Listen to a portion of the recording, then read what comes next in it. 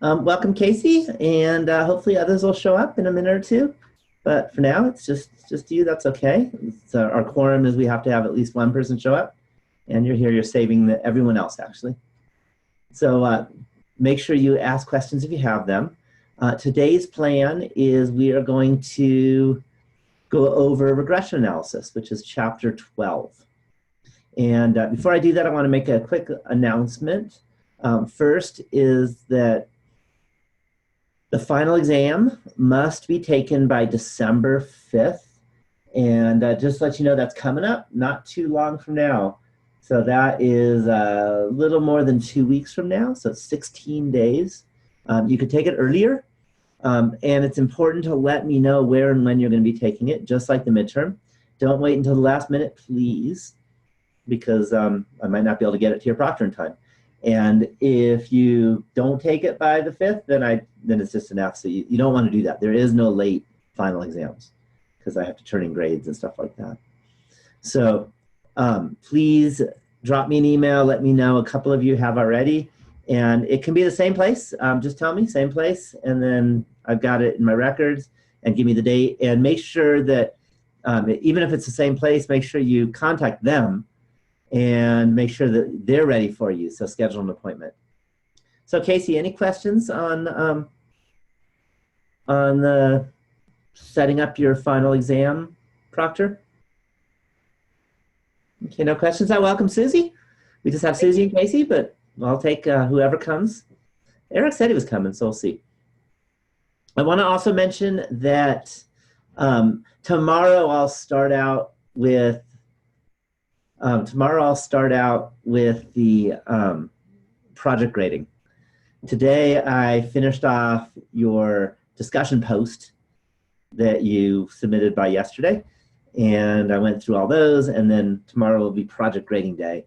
And we'll see. I might finish tomorrow. If not, it'll be definitely within a week, but hopefully within a couple days. I don't like to procrastinate. It'd be really nice if I could actually enjoy Thanksgiving, and hopefully you guys can also. So I do want to mention that we have assignments due this week, but we have nothing major this week. So there's no project, there's no test. We just have chapter 12. So, and we have the regular discussion post. There is a discussion post assignment. So my recommendation is finish it by Wednesday so you can enjoy Thanksgiving. There's no reason to be stressed out. So do it early. It's one reason why I chose today to have the webinar. And then second is that next week will be our last webinar. So I will take requests, Monday or Tuesday or Wednesday. I think I have all those evenings free. And I'll be happy to set the webinar. No one's ever asked for daytime, but I could do that on Tuesday. But most people like it in the evening. But just let me know, and if you have a request, just post on the Q&A form, and I'll be happy to schedule it then. Otherwise, I'll just pick a day. It might be Monday or Tuesday is my guess, because I usually like to do it early so that you have lots of time to kind of work with it. And next week, so again, it's the last webinar. I'll do a little bit of chapter 13. It's a short chapter, or at least we don't do much of the chapter. And then the rest, I'll be talking about the final exam. So it is a very important day. It's a very important day to be there. You don't want to miss the webinar where I talk about the final exam. So Susie or Casey, do you have any questions about anything?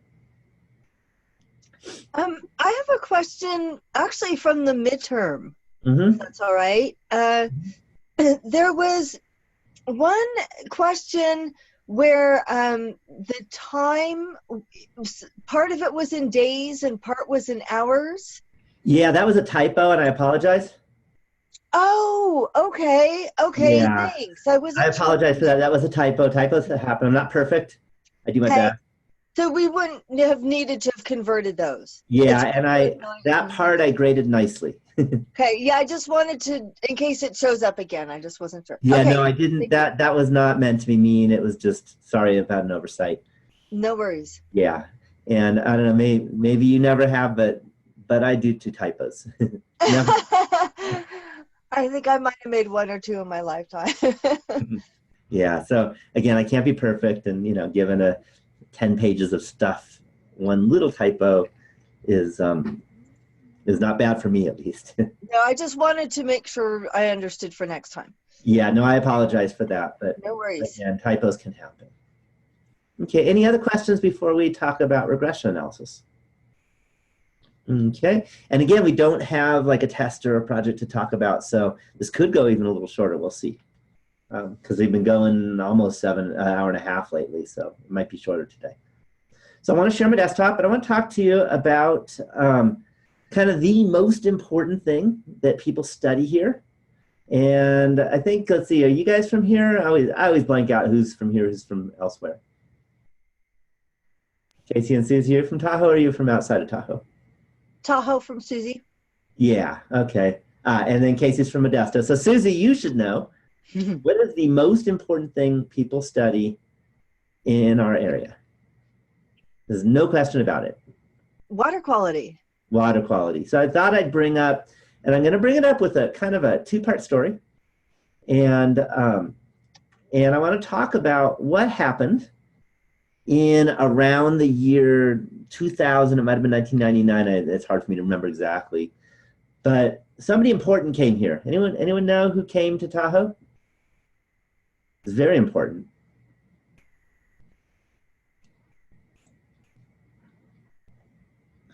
You know?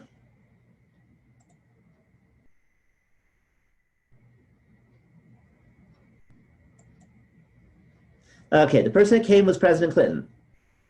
Okay, you got to admit the president is important to come here. And actually, one of my statistics students I've been teaching stats for a long time. One of my stats served him food at the restaurant where he was getting the discussion about water clarity to learn about it. Okay, and this, basically what I have here, is what they showed him. And what I like about it is it's exactly what we're doing this week. And one good thing, at least about that president, is he understood statistics. Okay, which is definitely not true of every president we've ever had. But Clinton understood statistics, and they presented this to him to talk about our biggest issue of Lake Tahoe. And this is the data collected that had been collected until he got there, which was pretty close to the year 2000, as you can see. Any questions on the data that they collected? Okay, so if you look at this, you see that there's a lot of the kind of the way they presented it. You see those little white things? Casey, you might have a chance. I mean, sorry, Susie, you might have a chance. Casey, you probably have no idea. Do you know what those are? What they're supposed to represent? They're sekis. Yeah, they're seki dishes, okay, which are basically white plates. And they bring them down the lake, and they see how far they can see.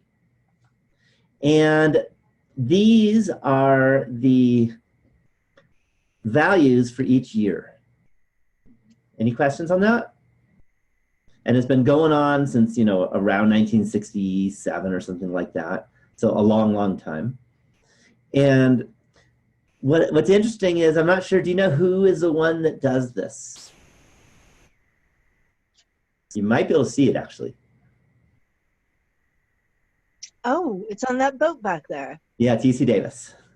Oh, yes, Davis. Yeah, UC Davis is the one that does it. And I actually had a conversation with them, because one of the things, what's our biggest issue about data when you might have a small sample size? What do you always have to assume? Normal distribution. You have to have a normal distribution. And it turns out, because I talked to them, and it's like, they must have taken my class. And I was so happy when I talked to them and found out these values. So you see this little dish, say in 1980 about here, and you'll see that we're looking at about 27 meters of depth of clarity. Those are not individual observations. Any guess on what they represent? If they were individual observations, you got to worry about normality. I would guess they're the average, because you usually take those pretty frequently.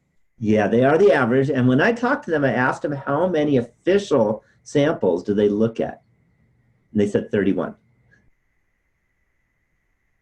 So they told me 31 per year, and I was just smiling because that's like exactly what I teach in my class, is that you need over 30 to be able to have good data. If you don't have, otherwise you don't have a normal distribution, and that means per year. Each value must come from a normal distribution. So it's not that you have to have 31 of these little points here, but each value must come from a normal distribution, or you really can't be doing a full analysis like people do. Does that make sense to everyone? To Casey and Susie? Is that clear? Mm-hmm. Okay, so that's the big requirement, is you have to have for any particular year, for any particular value of X, all of the possible Y values must be normally distributed. And because they did what was called subsampling, which means each value is a sample itself, they've got that. Okay, the next thing we want to look at is you take a look at this and you say, well, are these values like all over the place, or is there a trend? Do you see a trend? Mm-hmm. What's the trend? A positive line on a graph. Yeah, now it's a trick question. Okay, I didn't even ask you, but the way you put it, it's a trick question, because it's actually not a positive line on the graph. It just looks like one. Either of you see it, Casey or Susie, why it's not a positive line on the graph? Is it because it's not a straight line? No, no. Are those data points not directly on it? Yeah, it's approximately linear, but it's actually a negative slope line. Huh. And that's nothing. I would never do that to you on a test, by the way. Look at the y-axis.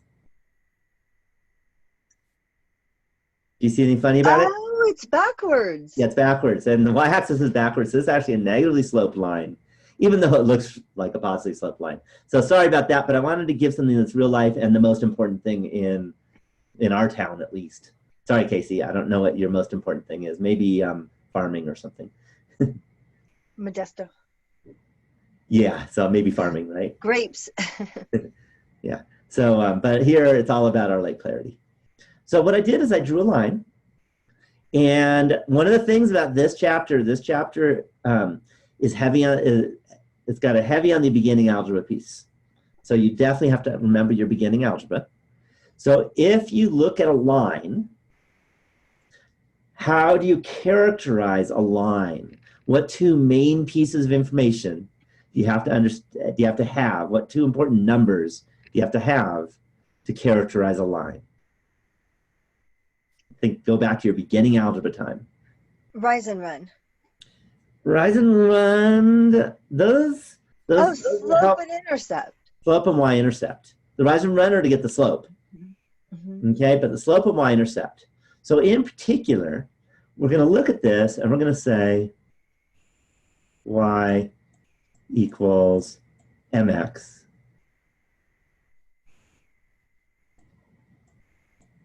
plus b.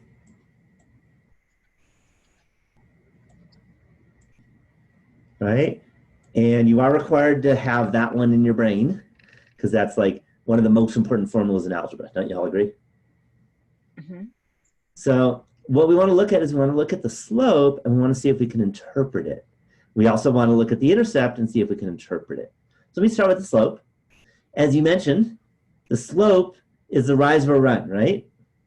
Mm-hmm. So it might help to just grab a point, maybe that one right there. And maybe I'll grab that point there on the line.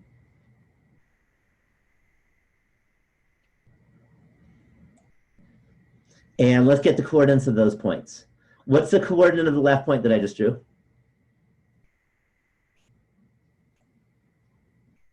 It's about 31, 1965. Yeah, except you're backwards. It's 1965, 31. Oh, that's right. XY. Thank you. Chatting, but there we go. Yeah, so it's 31, it's 1965.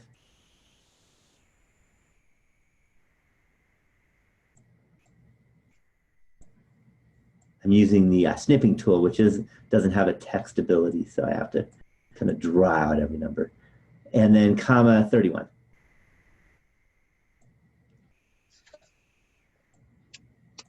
Okay. Now, how about the second point? What is that? What's the coordinates of that point?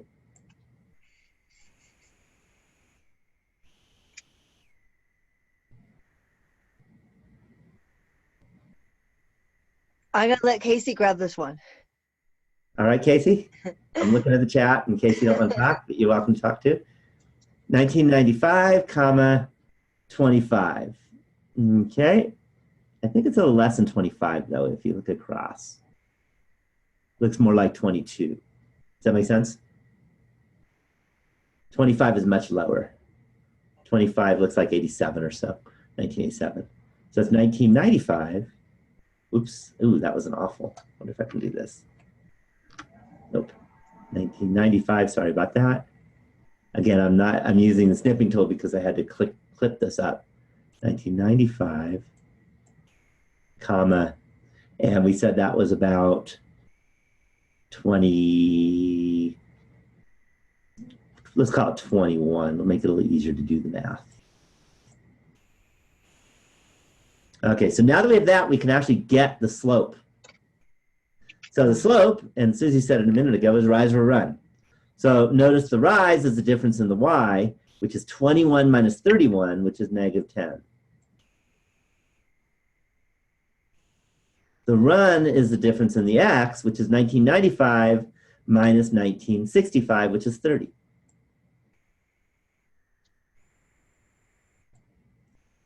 And if you work that out, you can get, I'm going to put in my calculator, and I get negative 0.33. And again, you don't want to take too many decimals because there's only so much accuracy in these measurements. Any questions on that? Oh, why is it negative? 21 minus 31 is negative 10. Is that clear? Yeah, so that's just the rise. It's the second value minus the first value, and that's a negative number. Okay, so there's our slope. And now we want to think about, well, how do we interpret this slope? So the first thing is, let's put it over 1. It's always a good idea. And then remember, it's the rise over the run. The rise is the change in y, which is the change in meters, or the change in the clarity of the lake, how far you can see down. The run is the x-axis change, and that's a change in years. So notice the run is 1. So that means 1 year. So on average, for every year, there has been a drop in clarity by about 1/3 of a meter, or about 0.33 meters. Any questions on that, Susie or Casey? Mm-mm. Okay, by the way, is that good? Is that what you want for Lake Tahoe? No.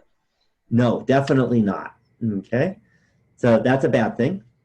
Let's get B now. To get B, remember there was a formula, y minus y naught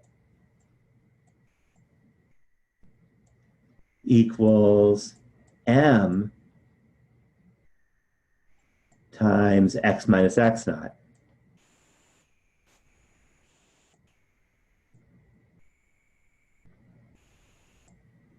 Do you remember that formula from algebra? Does it ring a bell?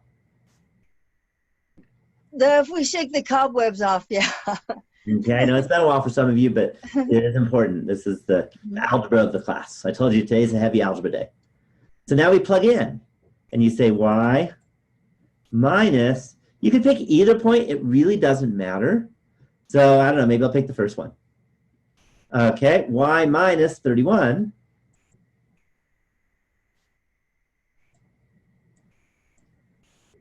is equal to m, which is, I'm going to rewrite it as negative 1/3. It might be, oh, we'll do negative 0.33. Negative 0.33 times x minus, and x naught was 1965.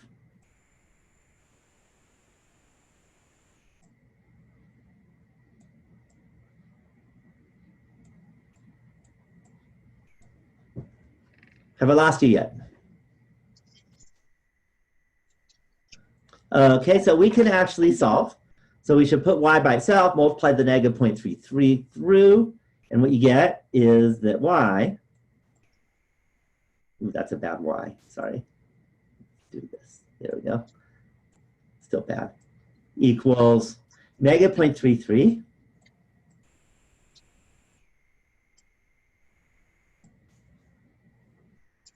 x, and then we're going to have a minus because we have two negatives here. That's a plus. And then we have 0.33 times 1965, and then we're going to add 31. Was that too much all at once, or can you handle that? So 0.33 times 1965 plus 31. Oh. Mm-hmm. And I get about 679.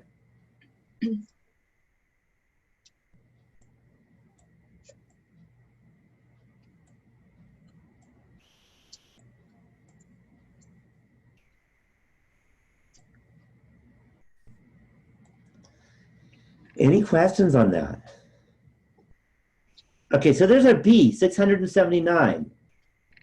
Can we interpret that value? What is B? So Casey, any ideas? What is B when it comes to algebra, when you have y equals mx plus b? Any ideas, Casey? Susie, any? I think it's the y-intercept. Right, so y-intercept. Now, what does it mean to say y-intercept?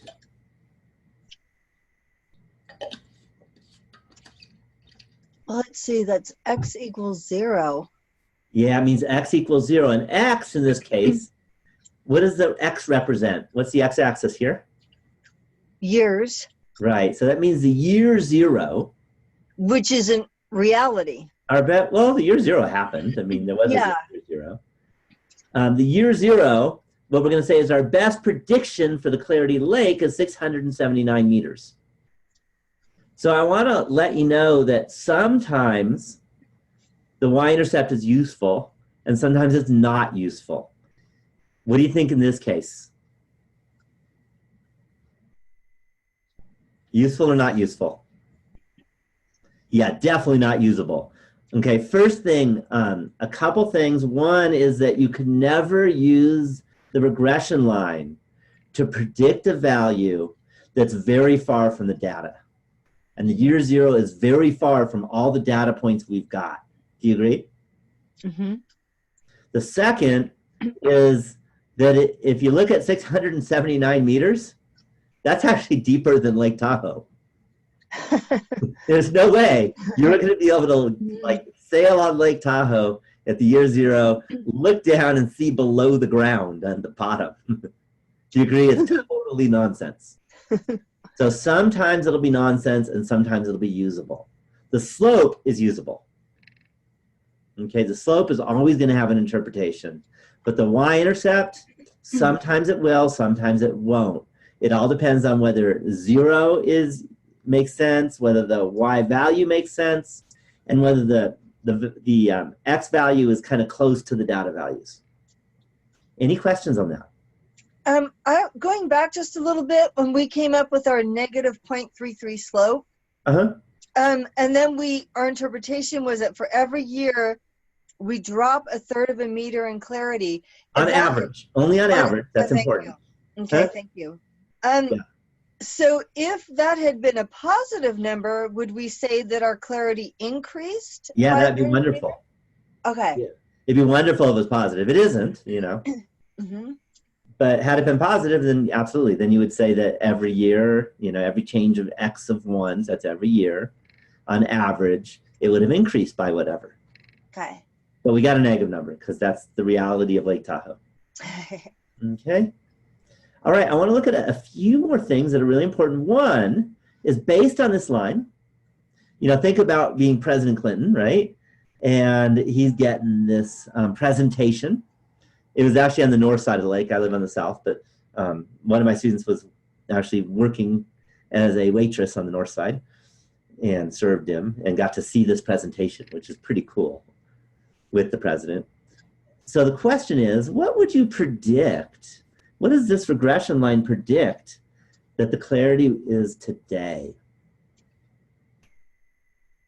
How do you decide that? The hint is it's not that hard, as long as you understand what I just did. Oh, you would change your X to 2018. Yeah, all you do is you plug in 2018 for X. Okay, and why don't you do that in a calculator?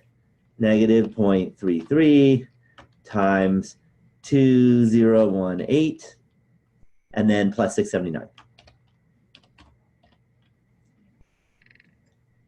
And what do you get? You can round a little bit, it's fine.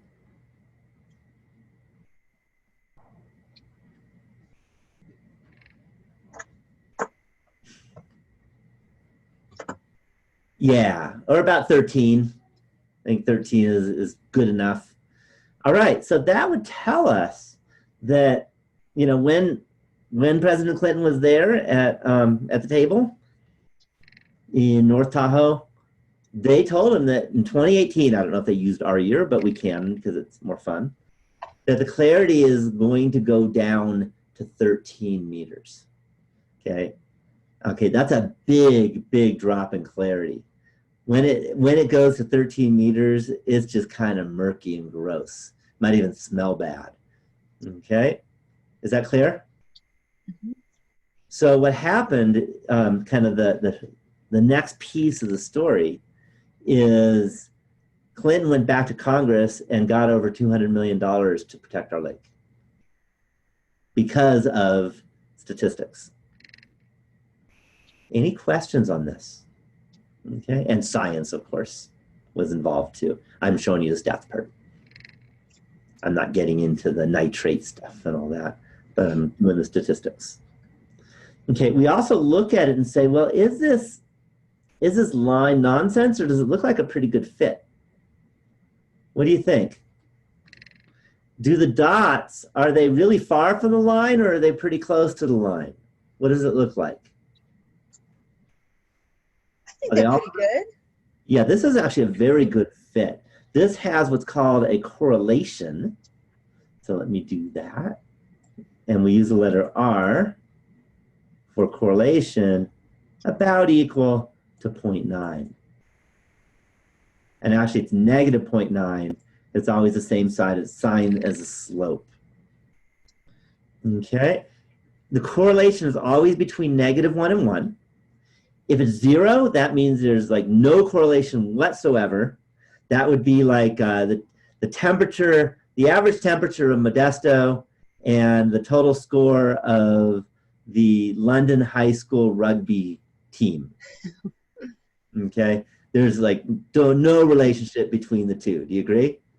And you'll end up with a 0 correlation between those two things. You'll just have, it'll look like the night sky if you plot the points, just a bunch of scattered points. Whereas this one has a very strong correlation, and that means that this is very usable. Any questions on that? In particular, there's one more number I want to plug in. If you look at R squared, that, if you square that number, what's 9 squared? I hope you all know. 81? Yeah, so it's 0.81.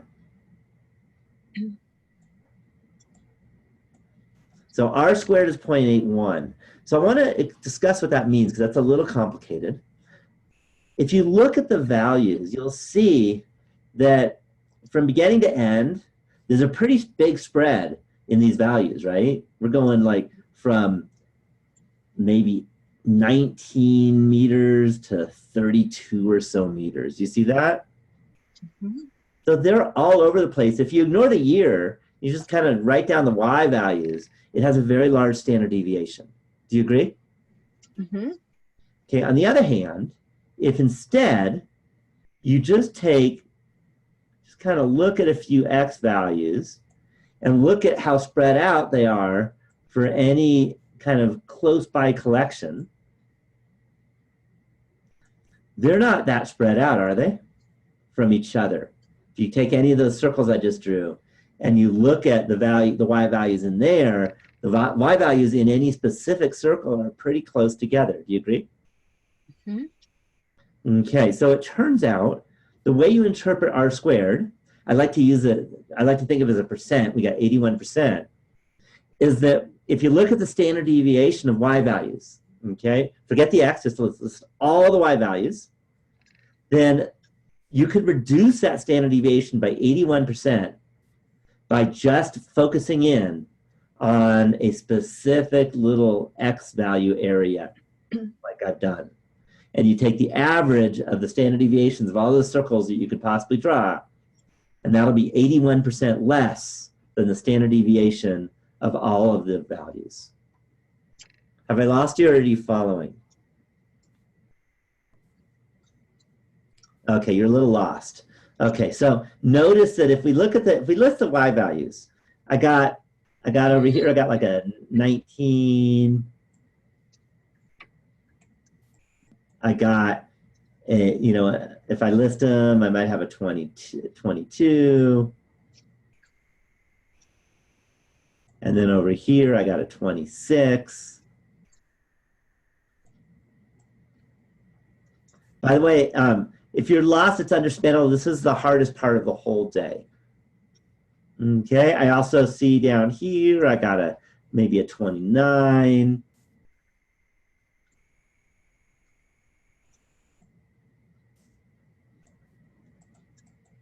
And I can list all the possible y values. Is that okay so far, Casey? Okay. Whenever you have a list of numbers, it has a standard deviation. Do you agree? Mm-hmm. Okay, so there's a sigma for that. I'll just write sigma over here. Okay. Now I'm going to focus just on the y values that are in this first circle to the left. And those look like 26, 27, and 27. Mm.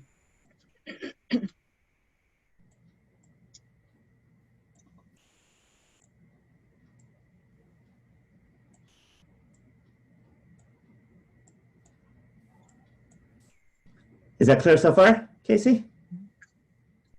Okay, look how spread out. If we looked at the original whole set, they're really spread out. Do you see that? 19, and there's a 29, there's a 22, all over the place.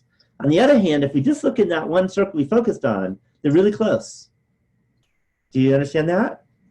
So there's a standard deviation for these three values. There'll be another sigma. I can also calculate the sigma for these values, and that'll be a different sigma. And I can calculate these values, that'll be a different sigma.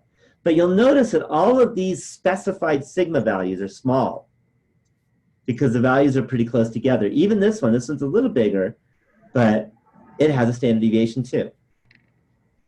If I average the standard deviations for each of the ones that I put circles around, and I could write lots and lots of circles, then it's going to be smaller than the standard deviation of all the numbers. How much smaller?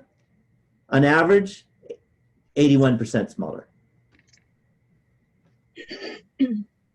Does that help a little bit? Oh, good, good. Because it is tough. But it's also less useful information because you may not care about just 1 year. Well, you don't care about 1 year, but what you want to do is you want to use a year to predict the average, the Saki depth, the depth. Do you see? You want to use the value of x to make a prediction about the value of y. Okay. If you don't know anything about the value of x, then your prediction isn't very good because the standard deviation is so large. But if you know the value of x, your prediction is 81% better. Remember, if you have a big standard deviation, you can't really predict anything. Okay. If you have a small standard deviation, you precisely know where it is with a very small margin of error. Does that make sense? Mm-hmm. So the purpose of this is if you have a really big R squared, that means that it's a very useful line. because the line is the way we made the prediction, for example, for this year. If R squared is small, then that prediction is kind of useless. Does that make sense? Mm-hmm. Okay, so that's how that works. So let me tell you what happened. Okay, as I mentioned, President Clinton went back to Congress. They put in tons of money into protecting our lake. Do you think it worked? What do you think? Okay, Casey, you say no. What do you think, Susie? It depends how the money was spent. Well, let's take a look. Okay. So again, this is through 2000. There's data all the way up till now. Ready to see it? Yeah. Doesn't depend. We can look at the data. Davis takes the data. So let me go new share. And let me go find that one. That is there. Okay, so here's now the full data. And now let's take a look. And notice post 2000. If you look at that data, has the clarity continued to get worse and worse and worse, or is it stabilized? It's stabilized. It's stabilized. So it did work. So because of statistical analysis, we protected our lake. Yay. Yeah. And now we're basically, from then to now, we haven't changed at all. Now remember, it goes up and down, and there's a reason why it goes up and down, and that has nothing to do with people. Do you know what that's from? I'll bet it's seasonality. That's weather.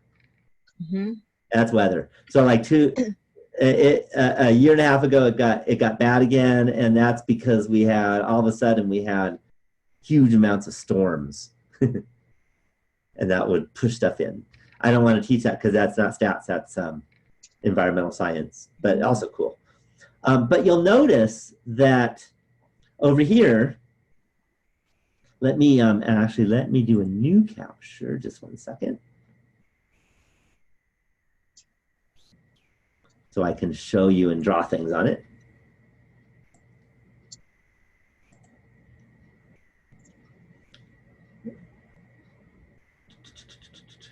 Where is it?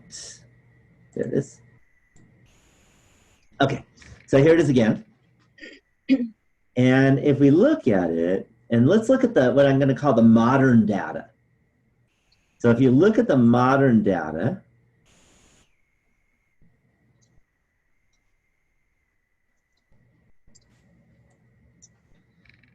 what is the slope of the regression line? Just visually, what do you think it is?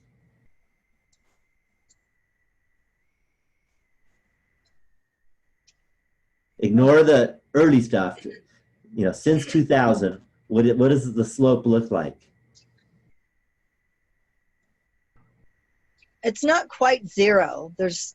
Yeah, but it's really close to zero, isn't it? Yeah, so the slope is very close to zero, and that means, by the way, R and R squared are also very close to zero. So if the slope is close to zero, R and R squared are close to zero. The dots are just all over the place. It's not the year that's changed things, it's weather patterns. Does that make sense? Whereas before, the year definitely made a difference. I don't see a big difference in the year over the last 18 years. Do you guys? No, there's no in a neutral way, right? It means it's neutral. It means time hasn't changed anything. Okay? There's still fluctuations for other things, like weather, but time is not the culprit.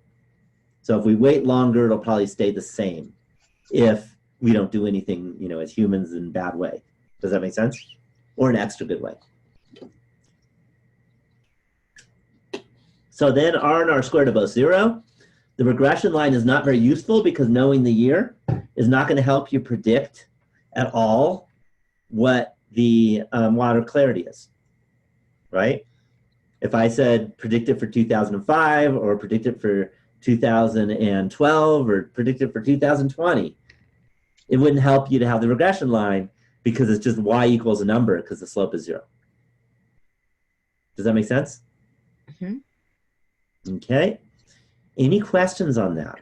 Any questions?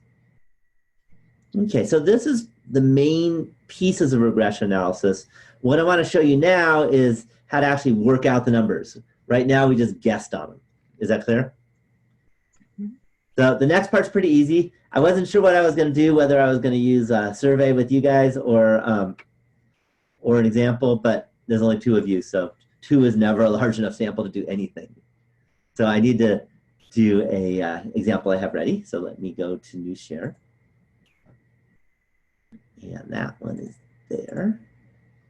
And let me pop in an example.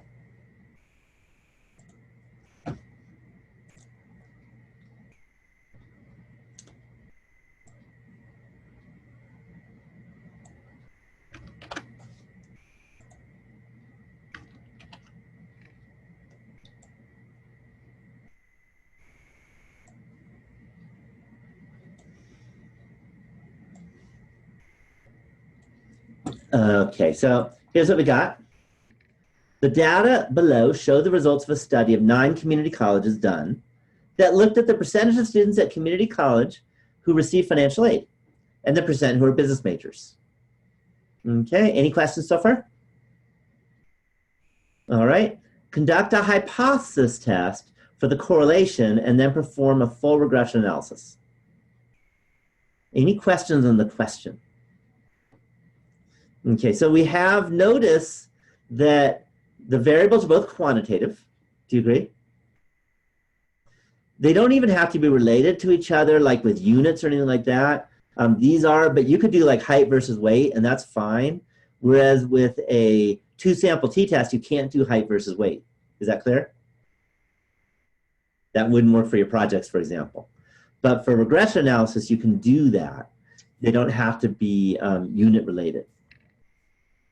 All right, so the first thing we need to do is we need to come up with our null alternative hypotheses. And the good news is that it's always the same.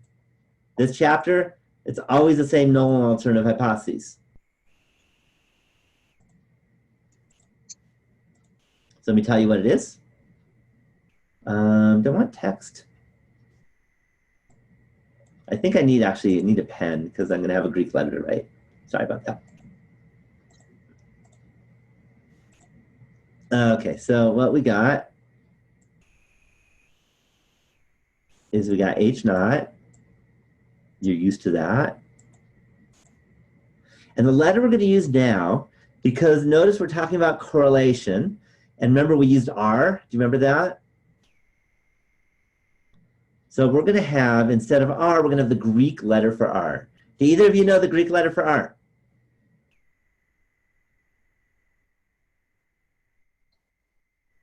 What's the verb for moving about? Oh, it's row. It's row. Okay, it's spelled differently. It's R-A. It's spelled like this, actually. But in English, it's spelled R-H-O, but that's fine. So it's rho equals 0, because that means you have no correlation or 0 correlation. And H1 is rho is not equal to 0. That means you do have a correlation, a non-zero correlation. Doesn't mean a strong correlation, but there's a correlation. Any questions on that so far? Okay, so that's the good news is if I ever ask, and not if because you're going to have to do it, on the final, when I ask you to do a full regression analysis, your H naught, H1, you don't have to think about it. You just write them down. Is that clear? So easy, right? Okay, now I'm going to do a new share because we need to go to our calculator. And if you have it with you, I would recommend following along with your calculator. Okay, so what I'm going to do is I'm going to go to Stat. You're used to that. And then I'm going to go to Edit. I got to clear out what I had in L1 and L2. Oh, I did that. I missed it. Let's try again. Clear, Enter. There we go. And then it's really easy to just put in L1 and L2 the numbers that we had. So let's do that. That was 42. And then 38, 56, 19, 40, 37, Then we had 72, 55, and 20. Oops, 20.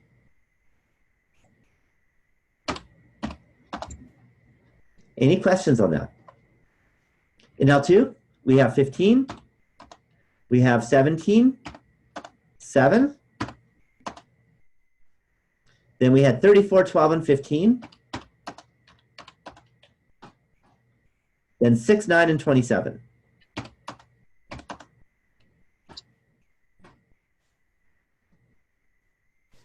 Okay, then what I do, and you're used to this, I go stat again. I go to tests. Now we're at the end of the course, right? We're almost done.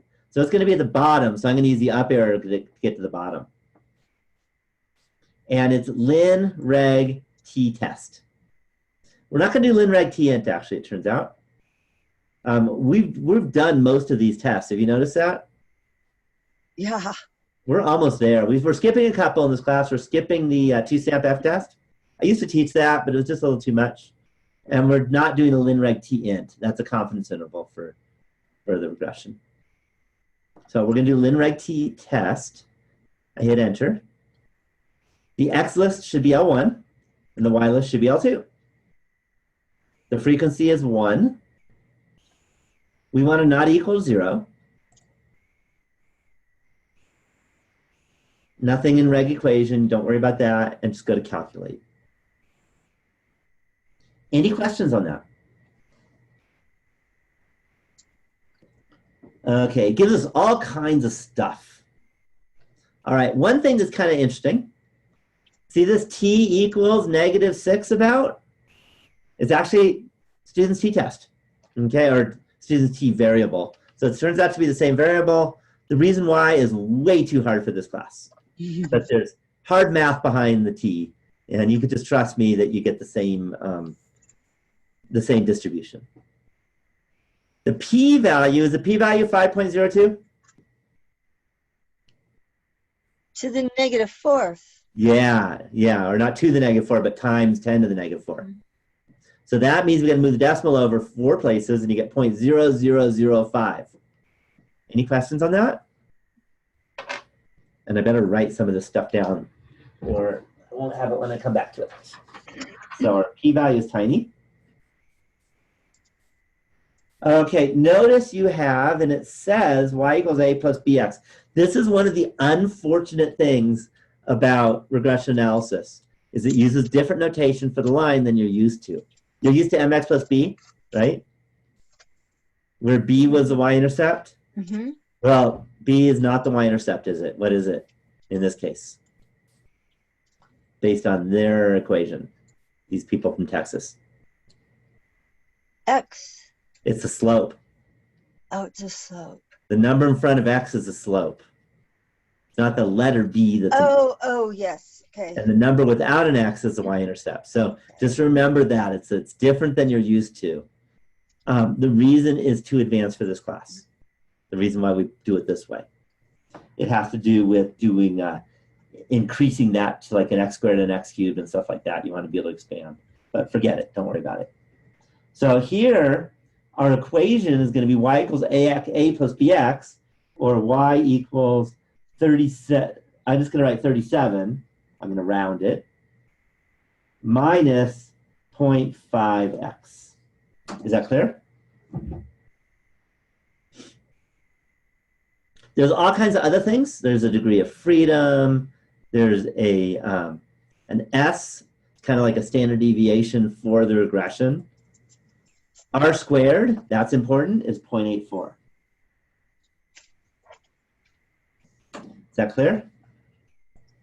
R is negative 0.92 about.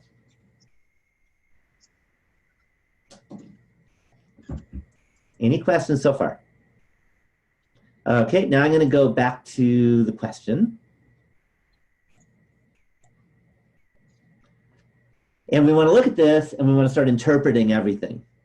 Okay, first thing, we had a p of 0.0005. What does that mean in terms of hypothesis test? Reject that null. Yep. Yeah, we got strong evidence when you have such a small p-value. So there is think I need to make it smaller because I have a lot to write. How about 14? There is statistically, and maybe even strong, statistically significant evidence that there is a correlation between, and now we just say what we've got. So between the percent of college students who receive financial aid, describe percent receiving financial aid, and the percent business majors.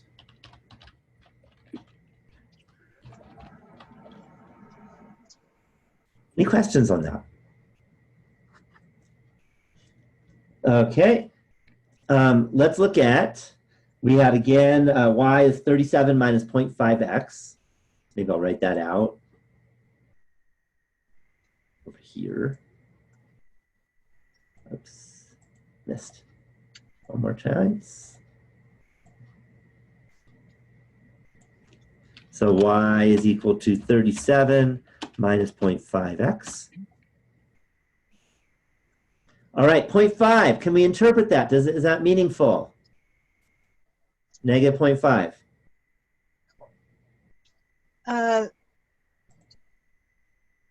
Negative 0.5 over 1. Yeah, that's the first thing you do is you put it over 1. So for every, I'm going to say this backwards probably, but for every business major? It's backwards. For every person who received financial aid? Yeah, not person, but percent increase in financial aid recipients. Okay. You see? So let's write this out. Okay. But you're definitely on the right track.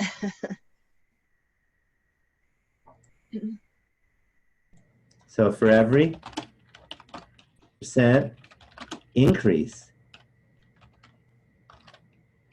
in financial aid recipients,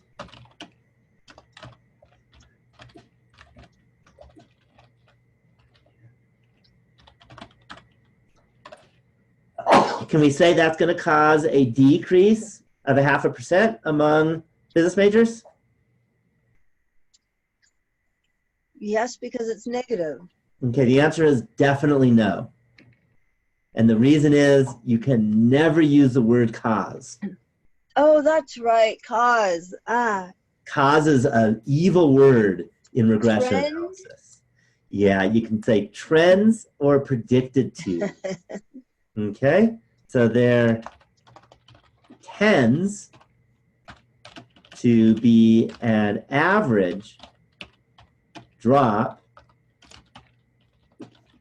in I guess 0.5% or 0.5% in financial aid recipients. I mean, sorry, in business majors.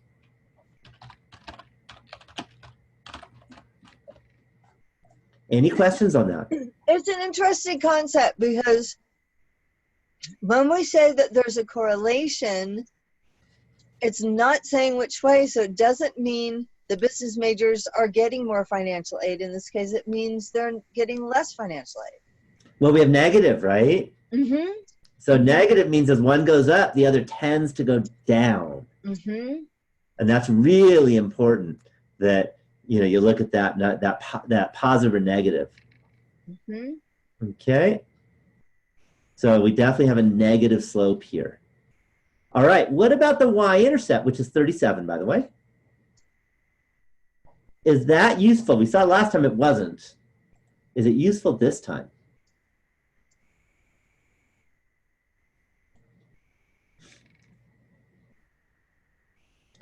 Okay, Casey says yes. So now mathematically, what does it mean to be a y-intercept?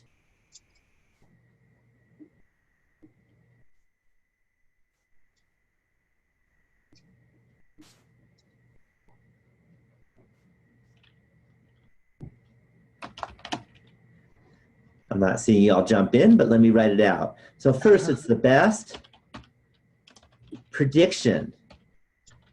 We don't know, it's just a prediction, but it's our best prediction for the percent of business majors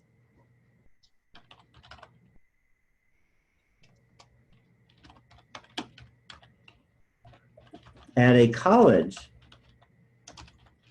that has no financial aid recipients. Can that happen, by the way?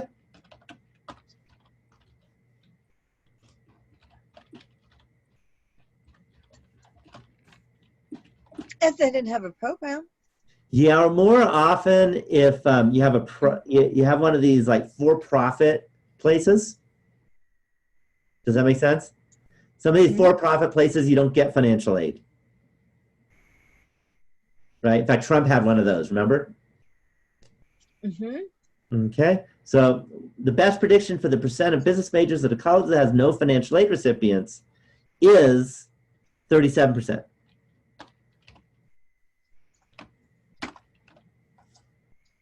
Okay, and that does make sense, doesn't it? That can happen. The only issue that you might worry about is if you look at the numbers, there's nothing that close to zero. You do have a 19%, which isn't too far. So it's a best prediction. It may not be a great prediction. Any questions on that? Okay, so that's kind of the regression analysis. Now let's look at, we have a couple more numbers to look at. Remember we had R was negative 0.92. I'm going to type this out because it's a short one. R is negative 0.92. Is that strong correlation or weak correlation? That's strong because it's almost -1. Yeah, that's strong. Close to 1 or -1 is strong. So the strong correlation. Now let's go to R squared is 0.84. And let's do that interpretation.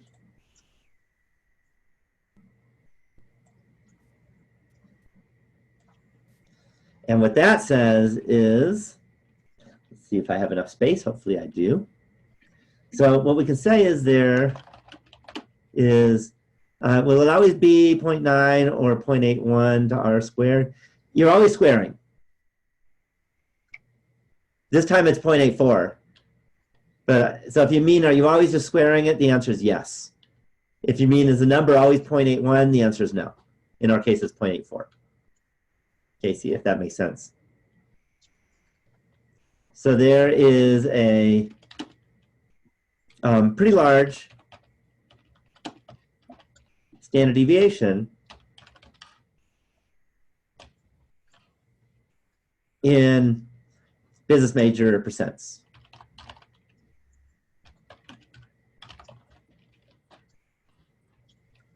Right? If you look at it, we see there's a 6%, there's a 34%, a 15%. Do you see that?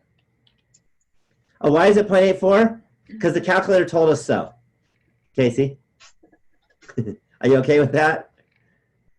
It'll be very painful, and it'll probably take me a good hour to explain really why it's 0.84. And if you haven't had calculus, you won't understand it at all. So are you okay with believing it? Oh, good, good.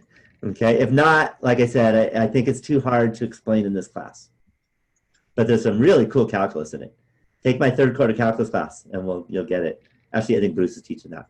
But take it next year and you'll get it. Okay, so there's a pretty large standard deviation in business major percents. Okay, but if we just focus on the colleges with a fixed percent of financial aid recipients,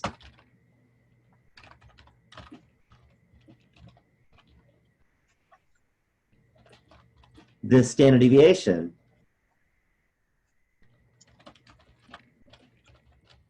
on average, deviation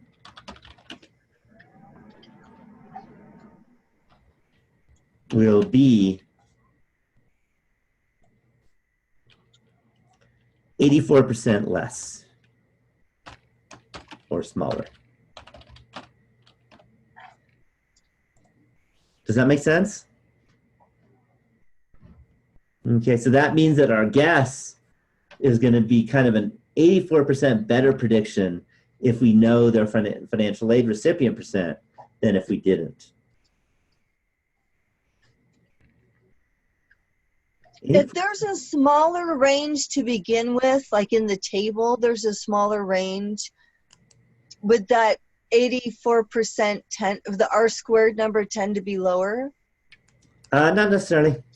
Okay. Yeah, the R squared is all about whether one helps you predict the other. Okay. Okay, so it's not about how big the range is in business majors. It's about how good a prediction it is. Okay. So if R squared is small, then it's kind of worthless. Does that make sense? Mm-hmm. Then using the regression line is silly. Okay, I just want to note something because we're towards the end of the class, and I like to tell you what would happen if you took another stats class and did some stuff beyond that. What this does is it uses the best line approximation to understand the data. Is that clear? So it looks at the data and says, I have a line that's a pretty good fit. But the question is all data shaped like a line? We wish. Sometimes not. Sometimes it's shaped like a parabola. Or more often, actually, it's shaped like an exponential curve or a logarithmic curve. So kind of in the next level of statistics, you expand beyond linear regression. And you go to logarithmic regression or exponential regression. Does that make sense? Mm-hmm. You also expand beyond two variables. Mm-hmm. And you do what's called multilinear regression. And you say we got maybe 10 different aspects we're looking at, and is there a kind of a linear thing in those 10 variables? Okay, but we're not doing that in this class, but I kind of want to mention what you do from here, and that's what you do from here. It did seem during the some of the weekly discussion problems where we're looking through the articles, Mm-hmm. sometimes it was really hard to tease out the essence because there were so many things going on in the study at once. And because you're in elementary statistics. Mm-hmm. Mm-hmm. You're in elementary statistics, and a lot of these articles are written by, professors. And they've had a whole lot more than elementary statistics. Does that make sense? Mm-hmm. And that's the real world, And maybe in the future you'll take more statistics classes, maybe not. But if you don't, then you won't. Then you'll always be a little confused about the journal articles. Mm-hmm. Does that make sense? Yeah. Because I can't teach you everything about statistics. Okay? And I don't even know everything about statistics, but I definitely know more advanced than this. Mm-hmm. Wow. Because that was my major was math. Mm-hmm. And I've also done consulting work in statistics. Just sorry to take up the time, especially Casey, but does the field change? So if you're away from it, is there all this new stuff coming up, or is it pretty stable? That's interesting. Most of it's stable, but there's something big and new. Do you know what that is? I want to say big data. Yeah, and in particular, computers. Okay. So the math actually doesn't change much at all. That's pretty established.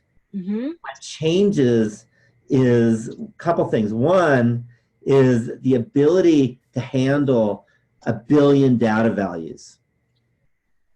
And that is because we can now because of computers. Yeah, and not just computers, the computers are getting better. So, and does 1 billion ever happen? Yeah. Yeah, Facebook's got like 1 billion users, right? Mm-hmm. Google's got over 1 billion. Or even if you're in biology, you're going to have DNA have a huge number of pieces, right? Mm-hmm. So that's a big change in statistics, is the ability to handle large data. Wow.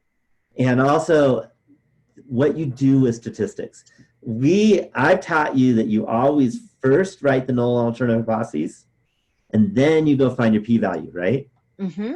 There's actually a whole branch that does the opposite. Looks at the data and comes up with the hypotheses from the data. Wow. That's not a hypothesis test. That's called artificial intelligence. Wow. So that's looking around and coming up with the observations and figuring out what you got from what you've looked around and learning from it. And that's huge right now.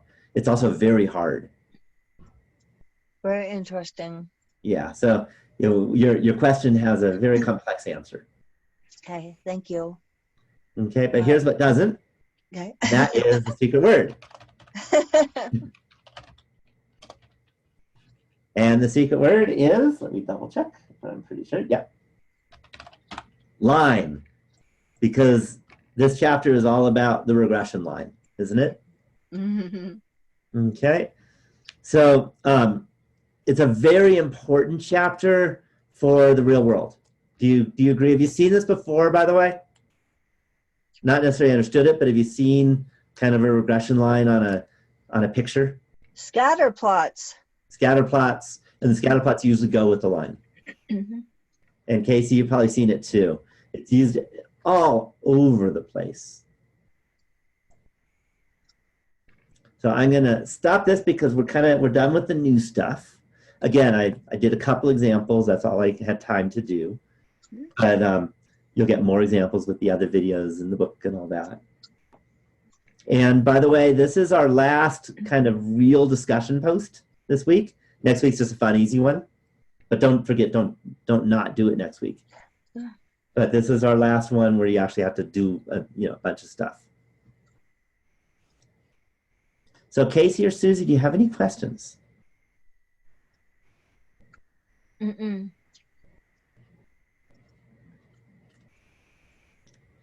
No questions, Casey? Okay, yeah, when you send an email, I'll take a look. I look at emails. And also I want to remind you that if you have any questions about anything, Q&A forum, the Project 2 discussion forum is probably over because you've turned your projects in. We're done discussing. I haven't taken it off yet, just in case, I don't know, you have questions about grading or something, which I haven't done yet. But now it's back to Q&A forum. Okay, anything else before we say goodnight? No, thank you for your patience with all the questions we're throwing out during Well, the I mean, if you have no questions, I get depressed. So I'm really glad you have. We keep thinking we should have you paid double for this quarter. But anyway, have a good night. You too. Thank you. Good And night, for all of Casey. you who are watching this online, thanks for watching this online, and have a wonderful Thanksgiving too. Hopefully you can finish everything so you can enjoy your Thanksgiving weekend. It's not the hardest week. Nice. Yeah, happy Thanksgiving. Yeah, happy Thanksgiving. Good night. Good night.